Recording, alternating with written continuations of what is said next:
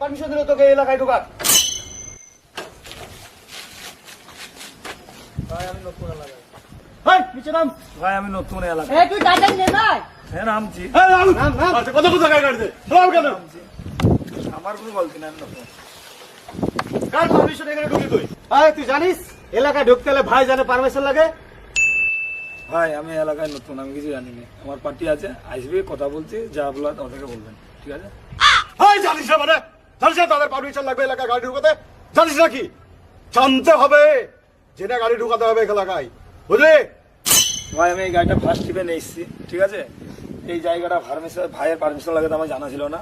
এবার যখন দ্বিতীয়বার আসবো ভাইজানের পারমিশন নিয়ে আসবো। তুই যখন ভুল করে চলে এসেছিস এর পরের বার আর আসবি না, ঠিক আছে? মাল ছাড় 50,000 মাল ছাড়। ভাই তোমরা এত টাকা দিয়ে দাবি করেছো, এত টাকা আমি এখন দিতে পারবো না। এই যে গাড়ির বাচ্চা যে ইট নিয়ে এসেছি, এতে কোটি টাকা থাকবে। মালিক কি বাকি দিবে, আমাকে বাকি দিবে। ইনসাফ করে কিছু লাভ আমার কাছে যেটা আছে। তোর কি আমাদেরকে দেখে মনে হচ্ছে আমরা ফকিরনি? তুই 2-1,000 দিবি আর এখান থেকে চলে যাবি। ওসব কথা বাদ দে, দিয়ে তুই 50,000 টাকা দে, নাহলে তোর গাড়ি এখান থেকে লড়বে না। আরে ভাই ছেড়ে দে। ড্রাইভার মানুষ গাড়ি চালিয়ে কত টাকা ইনকাম করে, এদের তো বউ বাচ্চা আছে না, এদেরকে তো মালিক এক্সট্রা কোনো টাকা দেয় না। আরে ভাই ছেড়ে দে না, কি আছে ছেড়ে দে। খেলাছি ভাই শোন, তোর কাছে কত টাকা দে।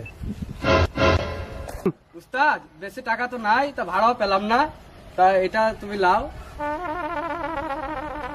এটাই ছিল, লিগ সবাইকে বিদায় করো। হ্যাঁ, এর বেশি আর নাই। হ্যালো গাইস, আমরা ড্রাইভারদের জীবন কাহিনীটি তুলে ধরার চেষ্টা করলাম তোমাদের সামনে। যদি তোমাদের ঠিক মনে হয় এবং সঠিক ভালো লাগে তাহলে অবশ্যই এই ভিডিওটাকে একটু লাইক করে ভিডিওটা সবার মধ্যে ছড়িয়ে দেবে। অবশ্যই আমাদের পাশে থাকবে, ড্রাইভারদের সাপোর্ট করবে। হ্যাঁ।